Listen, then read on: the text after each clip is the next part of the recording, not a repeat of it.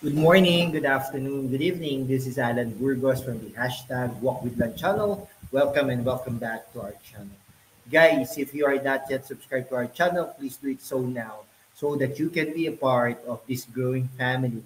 Officially, we are now 8,999. Isa na lang po, 9,000 subscribers na tayo. Maraming salamat po sa inyong lahat. Ang pag-usapan po natin today ay yung diyan sa Maynila. Balik po tayo sa Maynila, no? So ang titulo po ng ating pag-uusapan today, Dumagoso at Atienza, pinagsanib puwersa para muling pamunuan ang Maynila. Oo nga po, no? Nung mga nakaraang araw, sinabi na po natin na ang solusyon lang para mapabuti ang mga taga Maynila, mga Manileño, at hindi lang po yan, kundi ang mga karatig puok, ang mga Pilipino na pumupunta dyan sa Maynila, no? Na mapabuti at malinis at hindi dugyutin ang Maynila, no?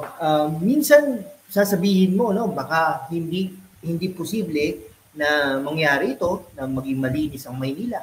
Ngunit meron po isang panahon, yung panahon po ni Yorme Isko Moreno, na nalinis ang Maynila, na napaganda ang Maynila. At marami pong mga innovations na ginawa si Yorme Isko Moreno, yung mga pabahay na hindi na po isa-isang bahay or bungalow type, kundi pataas na po, no? Kasi po, may kakulangan din po sa lupa ang Maynila, kaya naman naisip po ni Yorme Isko Moreno ito. Naging innovative din siya, no, sa pagpondo nitong mga to. Kaya nga po naniniwala tayo sa tambalang Dumagoso at Atienza ay maibabalik ang ningning, ang ganda ng Maynila. Okay? Kasi po mahalaga po ang leadership. Kumbaga, charismatic dapat at kung ano yung sinasabi, ginagawa po niya.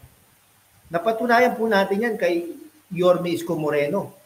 Si Atienza naman po, siya po ay anak po ni dating Mayor Lito Atienza.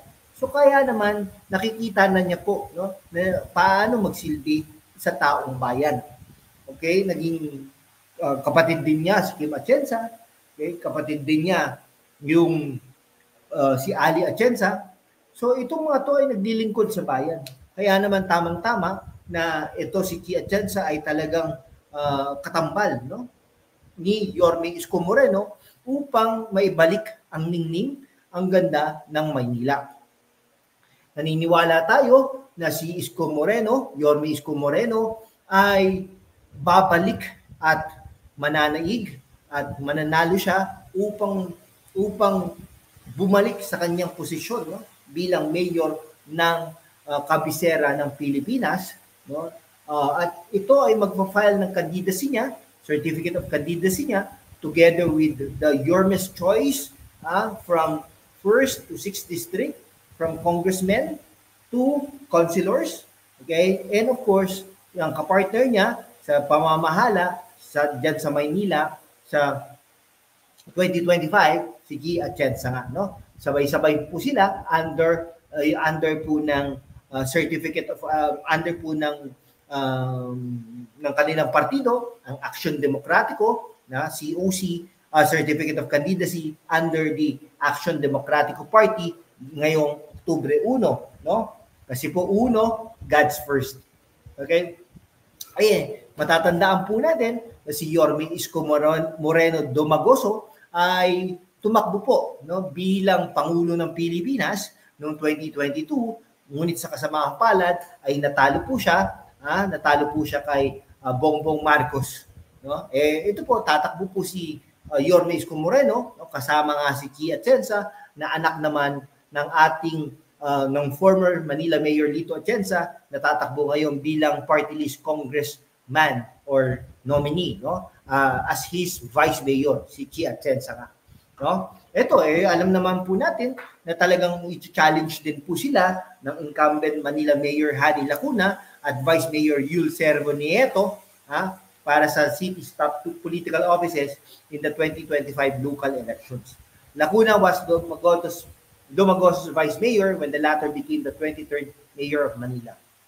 Kaya nga po nagtataka din po tayo, bakit niya nasasabi na may utang, bakit niya nasasabi na siya ang nagbabayad, kasama siya doon sa administrasyon na iyon, di ba? Okay, ito si Yorme Isko Moreno, talagang will be joined by his complete slate of councilors. Actually, si Hani Lacuna nga, kulang pa yung mga konsehal niya, no? Pero ito kay Yorme Isko Moreno, ay kumpleto ito, no?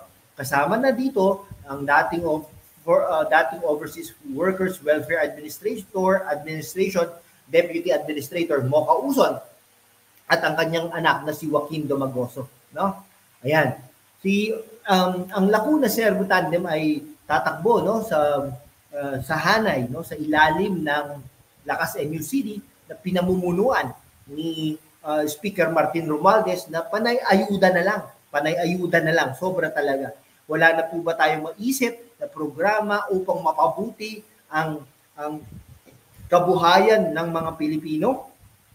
For example, training, no? Livelihood training, no? Yung mga pautang na walang interes at pwede itong gawing kapital, no? Education, okay? Yung mga ganon, skills training, no? Infrastructure, paano po ba yung infrastructure natin, no? O yung pagtatayo po ng mga health centers, hindi po yung panay-ayuda, abot ng abot, no? Baka nga po, pag ito napabuti natin, ang mga kabuhayan ng ating mga mamamayan, baka sila pa ang magbibigay ng mga tulong, no, sa ating gobyerno. Pero hindi po ganoon, no? Alam niyo po ba bakit gusto nila ito? Pero po ganoon, no? Anyway, ito inaasahan po natin na si Yorme Isko Moreno ay mananalo po, no, landslide po ito. Ayan nga po, sinasabi natin na mananalo ito, si Yorme Isko Moreno, dahil sa mga iba't ibang mga surveys, no? Yung last July pa naman ito, pero inaasahan natin na talagang landslide pagkapanalo ni Yorme Isko Moreno. Okay? Ayon sa Octa Research Survey na kinundak pa noon, July pa naman, talagang 74% of the votes, no? Sobrang layo niya kay Mayora Hani Lacuna, considering incumbent ito, no? Considering Romualdez ay talagang gusto niya ito, no? Bongbong Marcos, ikakampanya niya ito. Pero alam niyo ilan po ba ang nakuha niya? 6% lang. According to the survey, kung ang election ay ngayon at si Domagoso at Lacuna, okay, siyempre ang mananalo diyan ay si Yorme Isko Moreno na 86% lang, no? 86% of the votes against the incumbent mayor, and then si Mayora Hani Lacuna ay 8% lamang. Di po ba? Kaya po inaasahan natin na mananalo na ito si Yorme Isko Moreno, at sige, mag-comment lang po kayo diyan, di ba? Pero inaasahan natin na talagang mananalo na ito, at sana naman may panalo din ni Yorme Isko Moreno si Chi Atienza. Kasi kung si Yul Servo ang baka ito ay harang-harangin ang programa ni Yorme Isko Moreno. Anyhow, hanggang dito na lang po mga kaibigan ko. Maraming salamat po sa inyong lahat. Mabuhay po kayo.